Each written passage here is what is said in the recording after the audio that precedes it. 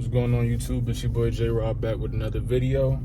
Listen, I know it's been a little minute. I'm trying to get better with the consistency. Little by little, we're gonna get better. Listen though, I appreciate all the love and support I've been getting on all my previous videos. Lots of comments, lots of likes, and also a whole bunch of new subs. So I definitely do appreciate all the love you guys been showing me. I think right now my live sub count is maybe 266 if I'm not mistaken. Listen, road to 1,000, man. We're gonna get there soon. I need 1,000 subs ASAP.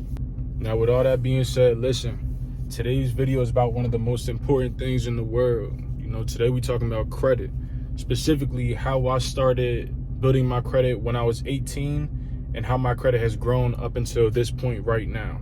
So basically, first things first, I'm gonna give you the breakdown on how I went about things when I was, 17 turning 18. All right, so obviously when you're 17, you can't get a credit card yet unless you're an authorized user on one of your parents' credit cards or something like that. Unfortunately, I didn't have that luxury myself, so I did have to wait until I was 18 to get a credit card. I know parents have a lot of mixed feelings about, credit, impacting your credit at a young age, which I do understand their standpoint. Basically, they don't want you to put yourself in debt that you don't have to put yourself in. I get it 100%. But with credit comes responsibility. So knowing this, as soon as I turned 18, I did open a credit card. It was a Discover One credit card, specifically for students. At the time I was enrolled in college. So I got a student card. Basically, this card enabled me to, use credit. I think my starting limit was about $1,500. This basically allowed me, to buy whatever I wanted using credit. I got the credit card at 18. So now what I did to build my credit was basically I'd buy expensive things using my credit card, mainly because they did offer a little bit of cash back. So obviously every purchase you make, you get a little something back, and even that little something is still something. So you can't go wrong with that. So what I did was I'd swipe my credit card, but knowing that I already have the money on my debit card to pay it off as soon as it posts. Now, what I mean by post is when you get a credit card and you swipe it or you buy something, it takes about 2 to 3 days for it to post until you can pay it off. You can't pay it off as soon as you swipe the card. It doesn't let you. So every single time something would post, I'd pay it off instantly. Now, there's a lot of people who say, listen, only pay a portion of the credit and let some carry over into next month. I've never done any of that. Even up until now, right now I'm 20. Even up until now, I've never let any debt carry over into the next month. I paid it off. I paid everything off as soon as it posts. Another thing to mention is you do have 30 days to pay off whatever you bought, but I paid mine instantly, and it's only made my credit go up. If I'm not mistaken, I was 18. I had built my credit score up to maybe like a 720, just off of doing that. Nothing crazy. Just swiping, paying it off instantly. So basically, I've been following that same pattern for about, give or take, 2 years now. My credit score currently stands at about a 740. The highest I've ever been was a 760. My score did drop because they ran my credit when I went to go get this car. But yeah, nevertheless, 740 at 20 is not too bad at all. You got to think, the younger you start building your credit up and you start learning about it, when you're 28, 29, 30, your credit is super strong. You have excellent credit history. And that's what a lot of, banks look for when you're looking for a loan or, even getting a car loan. So the advice I'm giving you guys right now, it's not solely towards, those trying to get a car. This is just general advice. Whether you're into cars or not, looking to get a new car or not, you need credit. And building it at a young age is probably one of the best things I could have ever done.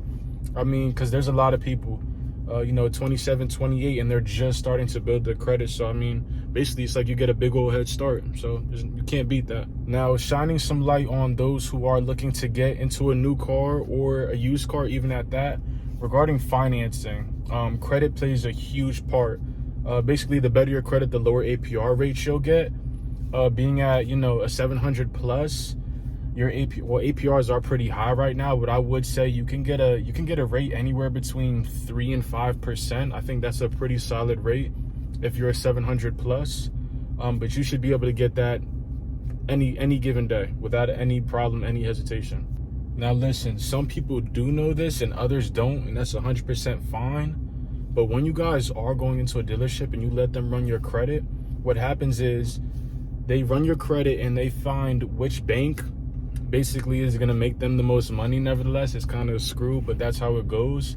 Now, given this, sometimes banks need certain things in order to approve the loan, maybe like proof of income, proof of residence, pay stubs, things like that. Now, when you're a 690, 700 score plus, you don't need any of those things at all. So even when you're young and you're not making that much money, you can still go and get the car nevertheless, because you don't need POI, which is proof of income. They basically waive it just because your score is so high. I'm not saying to go, get a fresh car loan at 18, 19, knowing you can't afford it. But I'm just, throwing you guys a little, hint or a little secret that you guys probably don't know. You can get approved for a car even if you don't make that much, and you can still get a low APR. And that's one of the plus sides of having, a good credit score. There's a lot of extra things that you don't have to do, which definitely helps out a lot. Well, that basically wraps up the video. Listen, a lot of people DM me asking how I built my credit. So in this video, it's really geared to you guys. I just wanted to let you guys know step by step what I did to start my credit at 18. I'm no financial advisor. I'm solely just giving you guys, the step by step that I took to build my credit. And obviously I was able to get approved for, a brand new Scatpack. So that's just the steps that I took to make it happen. Listen, if you're a new viewer, please like, comment, and subscribe. Like I said, it's road to 1,000 subs. Road to 1,000 subs. We need that. For all the people who, already subbed to me, listen, I appreciate you guys for watching and constantly showing support. It really does mean everything to me. It's not easy, trying to grow the YouTube, but you guys definitely do help me out a lot.